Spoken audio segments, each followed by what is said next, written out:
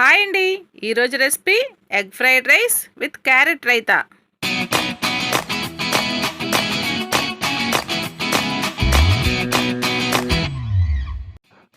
Fried rice కోసం vegetables అన్నీ కూడా ఫైనలీ చాప్ చేసుకోవాలండి.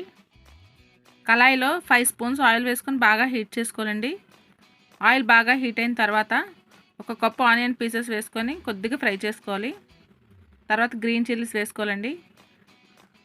అవి కూడా బాగా ఫ్రై చేసుకోవాలి. అవి బాగా ఫ్రై అయిన తర్వాత బీన్స్ కట్ చేసి వేసుకోవాలండి 1 కప్పు. తర్వాత క్యారెట్ పీసెస్ కూడా వేసుకోవాలి 1 కప్పు.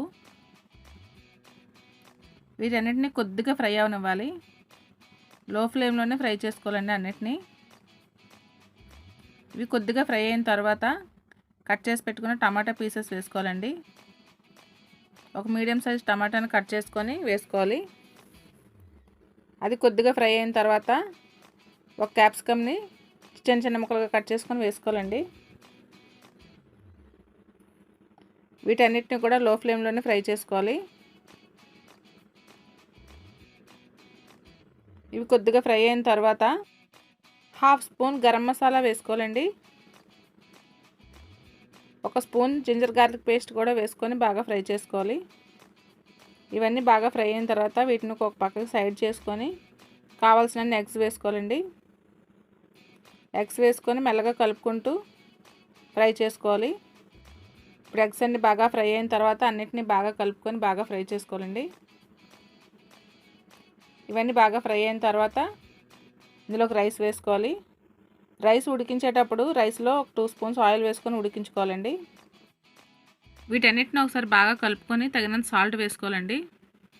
సాల్ట్ వేసుకొని ఒకసారి బాగా కలుపుకొని 1/2 స్పూన్ పెప్పర్ పౌడర్ వేసుకోవాలండి.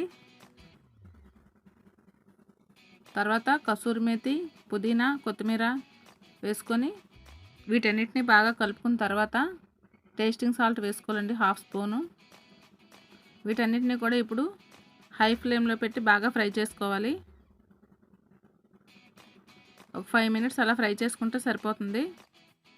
టేస్టీగా స్పైసీగా ఫ్రైడ్ రైస్ రెడీ అయినట్టేనండి. ఇప్పుడు ఇందులోకి రైతాన్ని ప్రిపేర్ చేసుకుందాం. కావాల్సినంత పెరుగు తీసుకొని ఉల్లిపాయ ముక్కలు, క్యారెట్ తురుము, పచ్చిమిర్చి ముక్కలు, పుదీనా, కొత్తిమీర వేసుకొని బాగా కలుపుకొని కొద్దిగా సాల్ట్ వేసుకొని బాగా కలుపుకోవాలండి. టేస్టీగా హెల్తీగా రైతా రెడీ అయినట్టేనండి. Tasty egg fried rice with raita ready అయినట్టేనండి. నచ్చితే మీరు కూడా ట్రై చేయండి, చాలా టేస్టీగా ఉంటుంది. లైక్ చేయండి, షేర్ చేయండి, సబ్స్క్రైబ్ చేయడం మాత్రం మర్చిపోకండి. థ్యాంక్ యూ అండి.